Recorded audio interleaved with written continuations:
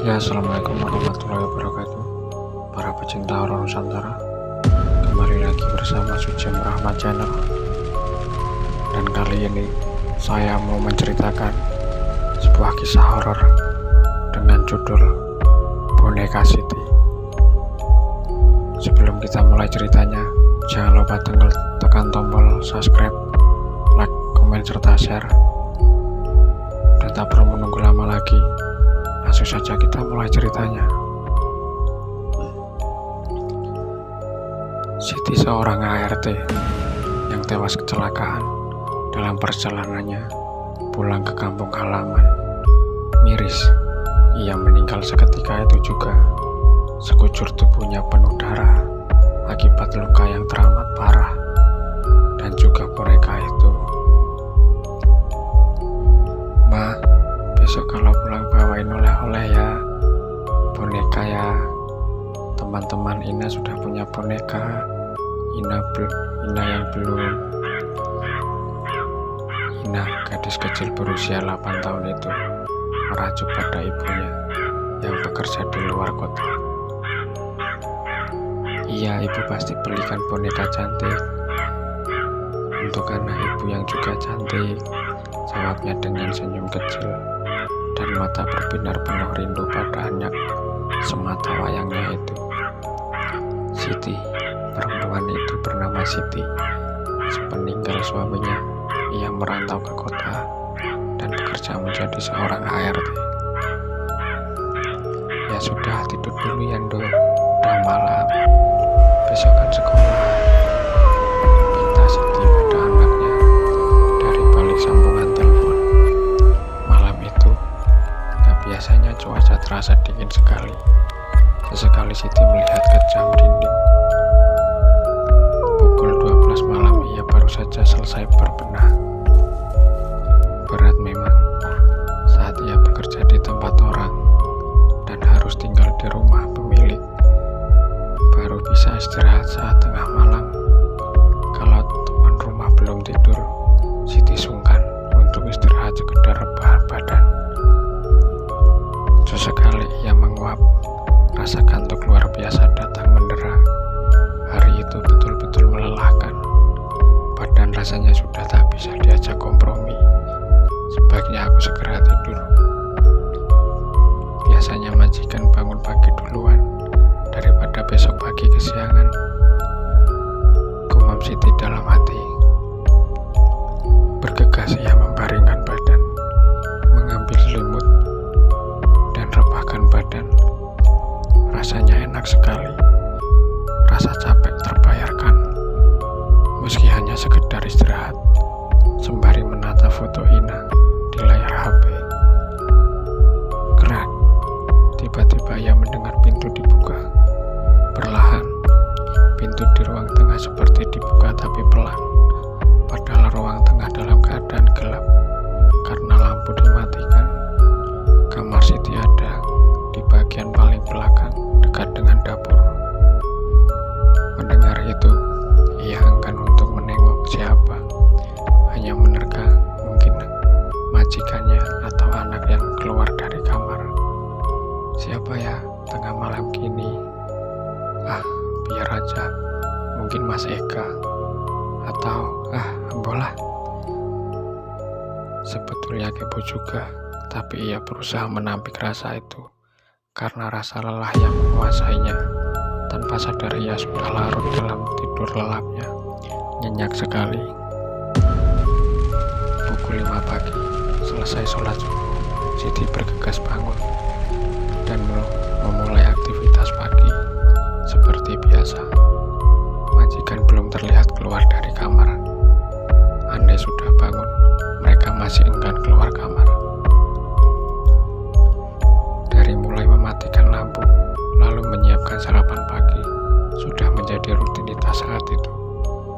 Jika sudah selesai, biasanya Siti baru menyapu dan mengepel lantai atas dan bawah. Saat menyapu, tak sengaja Siti melihat bersaudara. Bersaudara itu hanya ada di lantai depan sebuah kamar. Tapi anehnya, kamar itu tidak pernah dibuka. Awal ia baru datang, sang majikan sudah mewanti-wantinya untuk tidak membuka kamar itu. Namun bercak darah itu hanya ada saat malam-malam tertentu. Apa tadi malam ada yang masuk kamar ini ya? Siti bicara sendiri, menerka-nerka. Apakah ada hubungannya dengan suara pintu terbuka tadi malam? Terus siapa yang malam-malam keluar? Mana gelap? Siti bergidik sendiri, membayangkan betapa menyeramkan jika ternyata itu hantu. Kamu ngapain Siti? Kok ngomong sendiri? Suara Ibu Asri mengejutkan Siti yang sedang sibuk dengan anganannya. Oh ibu, Bu, saya lagi mikirin ibu. Kok ada darah di sini? Ujar Siti sembari menunjuk pada noda darah di lantai.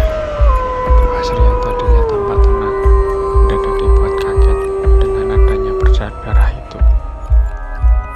Loh, darah apa itu Siti? Bu Asri malah balik bertanya pada Siti. Apakah ia sedang datang bulan atau tangannya tersayat pisau saat masak tadi? Enggak Bu, tadi waktu saya bangun saat akan matikan lampu, darah itu sudah ada, jawab Siti.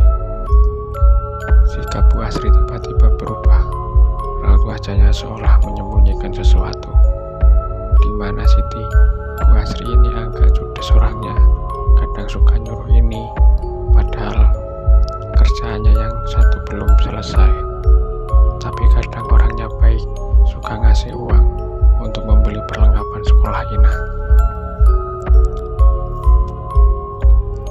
Sudah Siti, buruan dibel.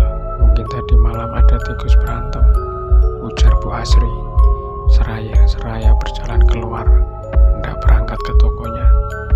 Toko Bu Asri tidak begitu jauh, hanya 15 menit dari rumah, dekat dengan pasar. Baik Bu, jawab Siti singkat.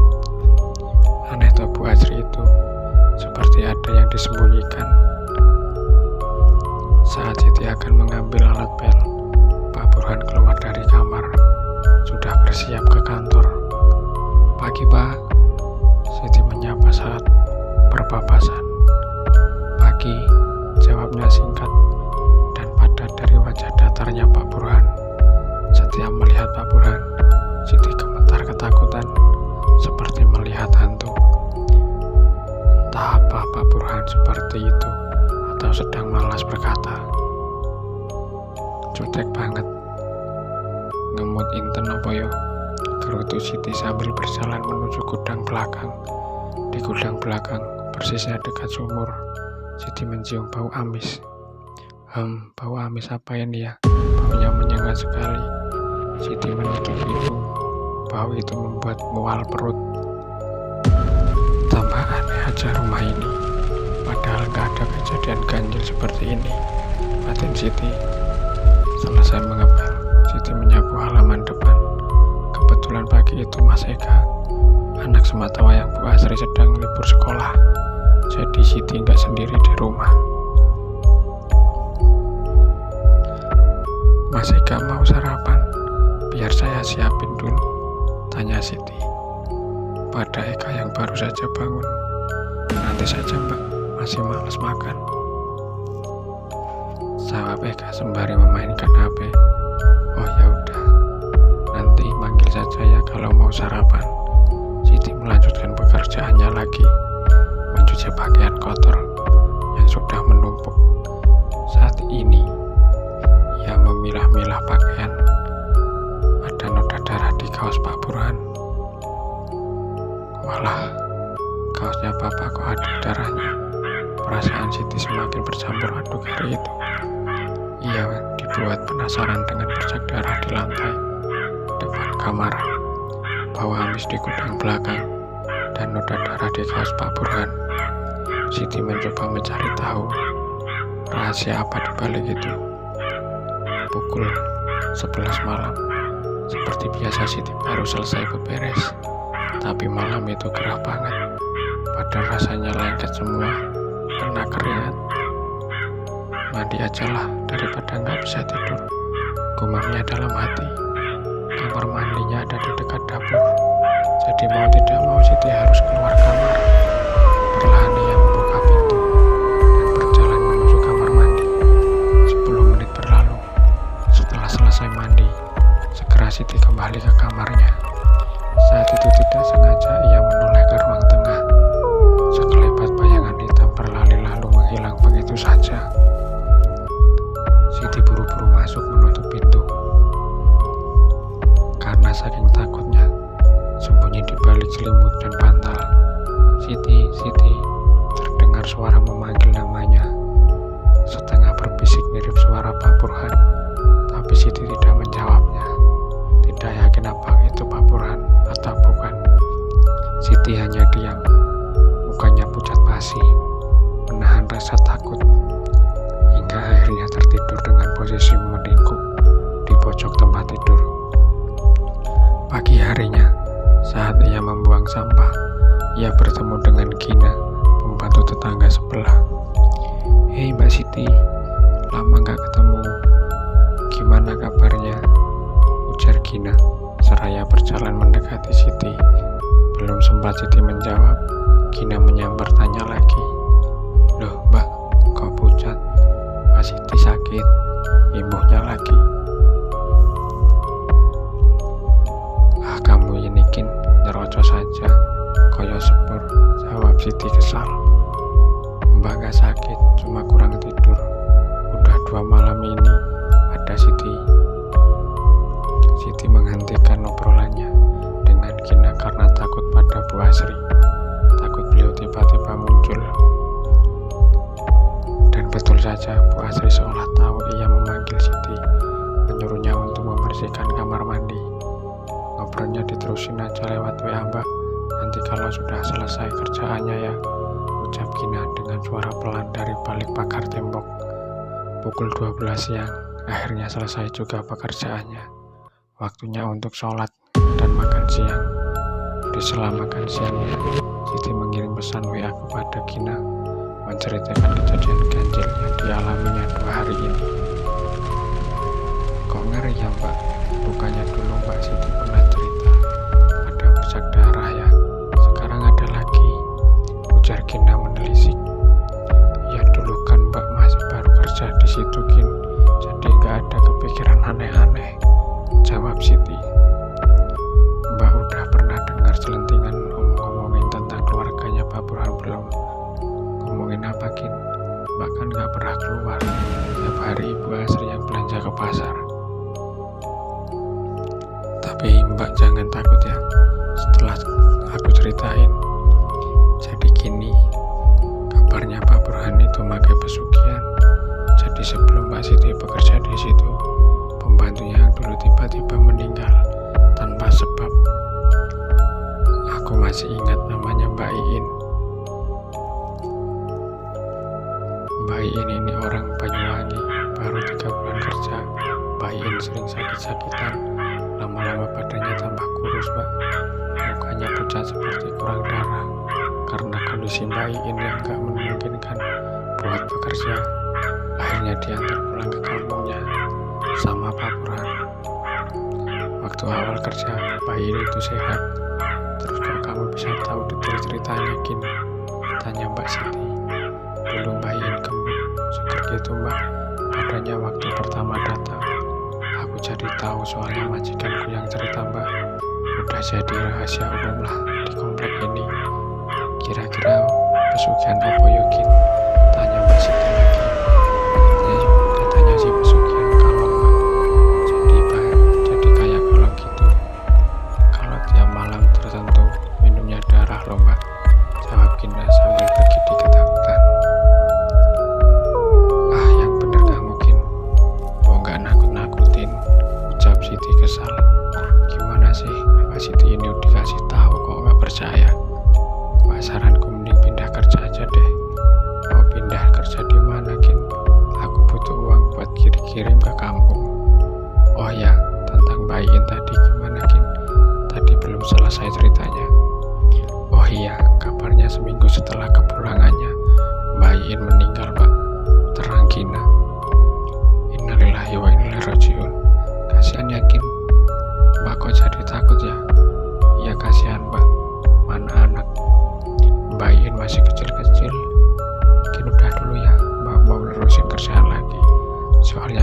sebentar lagi kan pulang, ujar Siti menutup obrolan via WA itu.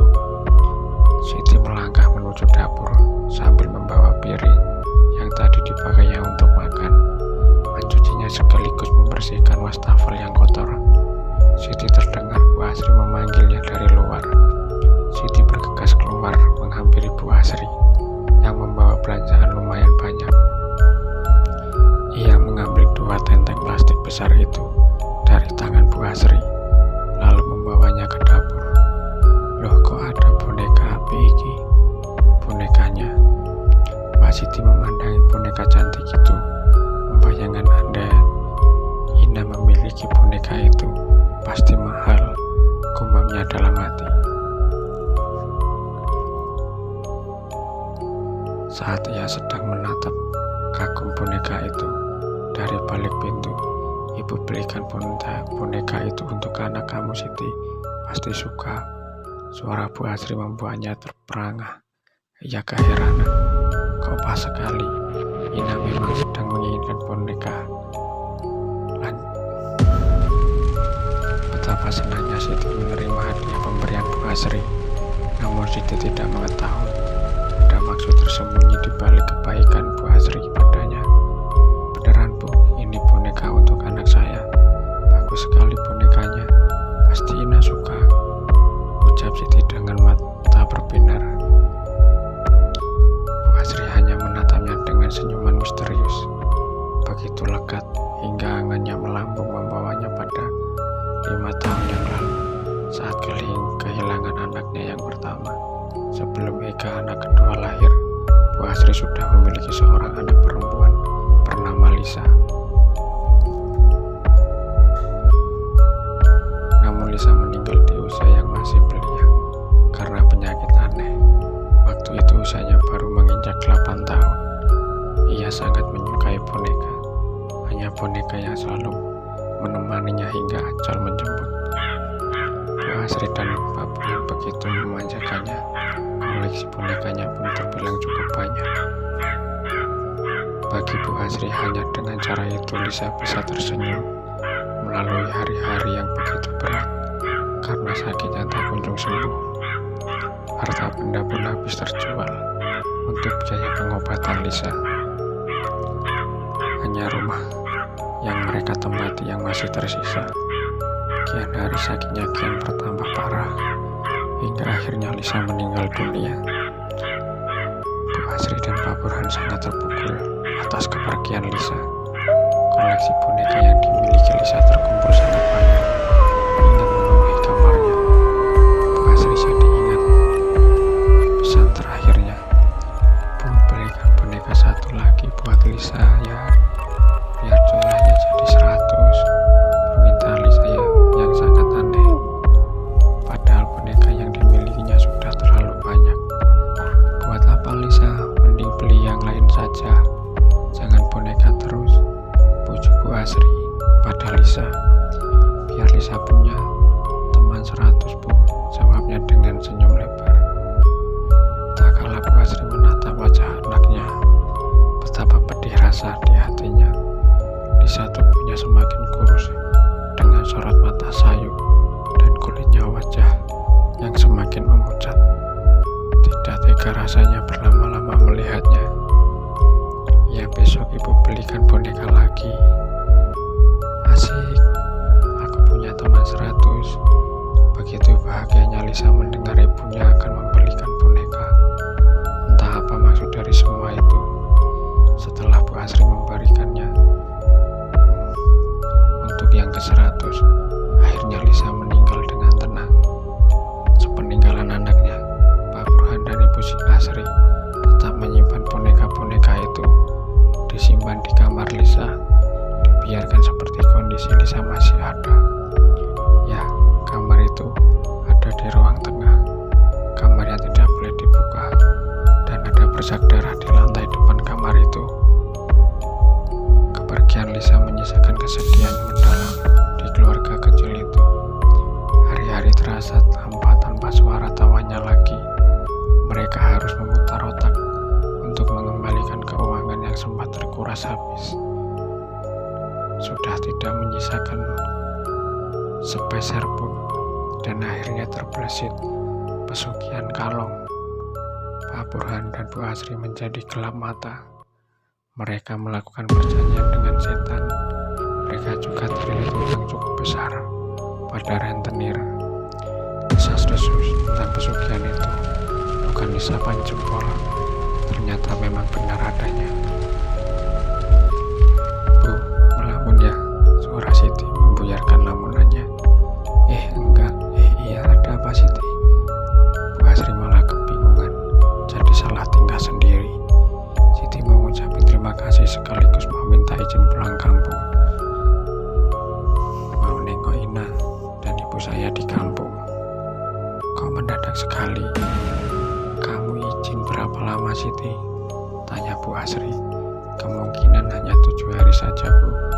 Kemarin dapat kabar ibu saya sedang sakit, tapi saya nggak bisa janji. Lihat kondisi di rumah nanti bagaimana Bu, jawab Siti dengan raut muka sedih. Ya sudah, ibu izinkan. Mau berangkat kapan Siti? Ujar Ibu Asih. Besok pagi saja Bu, sekalian saya mau siap-siap packing barang yang mau dibawa buat besok. Oh ya udah, besok kamu bilang jam berapa ya, nanti biar diantar Bapak sampai terminal.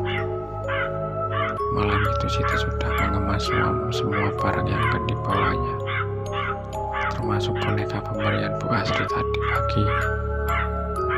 Wah, bisa bawaannya nggak banyak ya? Kok seperti pindah saja? Siti bicara sendiri. Sementara itu, Bu Asri dan Pak Burhan terlihat berbincang serius di kamarnya.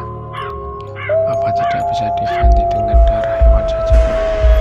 Ibu tidak tega juga Siti. Tidak bisa, sudah waktunya Bu. Sudah 3 purnama kita tidak mengabulkan permintaan mereka. Jika tidak, nyawaku taruhannya, ucap Pak Burhan dengan raut muka merah. Menahan amarah, dalam hatinya ada penyesalan. Tapi ketika sudah terlanjur mengikat janji dengan pesugihan, untuk melepasnya rasanya sulit. Kriak. Tiba-tiba Siti mendengar suara pintu dibuka. Tapi lama-kelamaan suara itu mirip seperti suara binatang malam. Gak tahu suara kalau, anggap saja seperti itu. Siti mencoba mengintip dari lubang kunci. Betapa terkejutnya. Siti melihat penampakan kalung sebesar tubuh manusia. Tapi anehnya kalung itu berkepala manusia, dan kepala itu Pak Burhan. Astagfirullah, Gusti Allah, demi topo kui. Siti menangis ketakutan, lalu tak sadarkan diri. Saat azan subuh, Siti terbangun dan mendapati dirinya tertidur di lantai. Loh, kok aku bisa tidur di sini? Apa aku mimpi ya semalam? Lihat Pak Burhan jadi kalong. Gumamnya dalam hati, masih dengan muka kebingungan. Siti mengambil handuk menuju kamar mandi. Selesai mandi dan sholat subuh, ia bersiap diri untuk berangkat terminal. Saat pamit sama Bu Asri, Siti tidak berani menatap Bu Asri, hanya menunduk kepala lalu masuk ke dalam mobil. Pak Burhan sudah menunggunya, mesin mobil pun sudah menyala. Entah saat masuk ke dalam mobil, Siti merasa gemetaran. Keringat dingin terus mengucur, membasahi tubuhnya. Hampir pingsan rasanya. Muka datarnya Pak Burhan ditambah tatapan kosong matanya betul-betul bikin takut. Pak Burhan seperti kosong jiwanya. Mungkin yang di dalam tubuhnya Pak Burhan sudah bukan dirinya.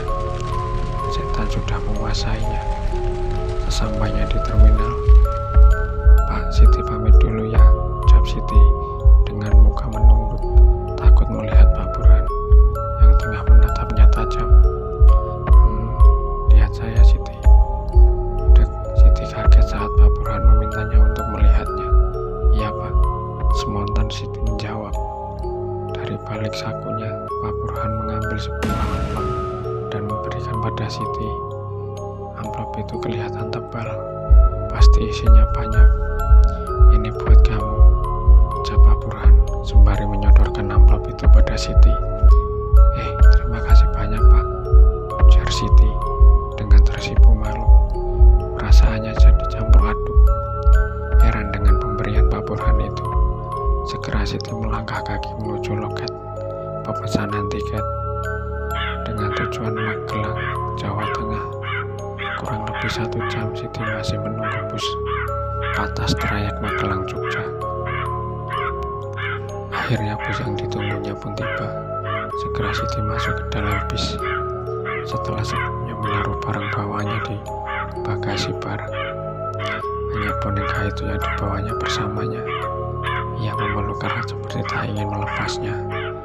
Perlahan bis itu berjalan, menembus ramainya lalu lintas pagi itu. Sepanjang perjalanan, Siti mulai mengantuk. Maklum saja, bis yang ditumpanginya itu adalah bis eksekutif. Sudah otomatis dilengkapi dengan AC, selimut, dan kursi yang empuk.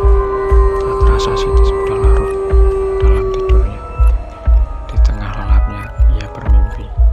"Kamu siapa? Mau apa?" ujar Siti ketakutan. Sosok laki-laki berperawakan tinggi, besar berjalan mendekati ke arahnya. Siti melangkah mundur, matanya menatap laki-laki itu, tapi sosok itu tampak asing di matanya.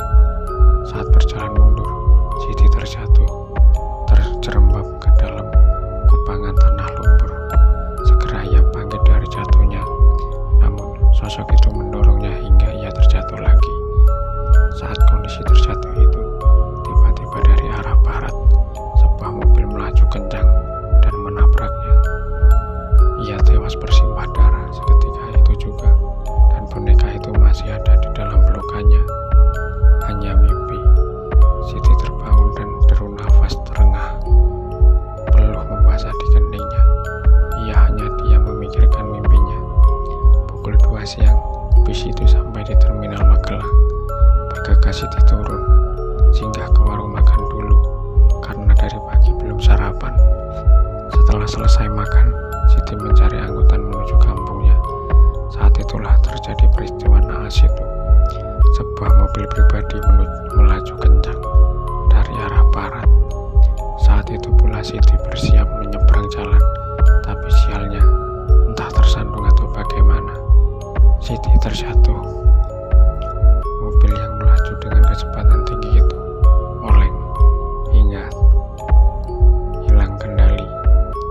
Karena kaget juga, Pak sopirnya melihat orang jatuh di tengah jalan. Naasnya, mobil itu menabrak tubuh Siti. Tubuhnya terpelanting, membentur aspal. Siti meninggal seketika. Kejadian sama persis dengan mimpinya, dan boneka itu ada di dalam pelukannya. Boneka itu berlumuran darah. Boneka Siti, akhir kisah Siti yang tragis. Oke teman-teman, sampai di situ dulu ceritanya. Terima kasih sudah mendengarkan ceritanya. Dan jangan lupa tekan tombol subscribe, like, serta komen. Terima kasih. Wassalamualaikum warahmatullahi wabarakatuh.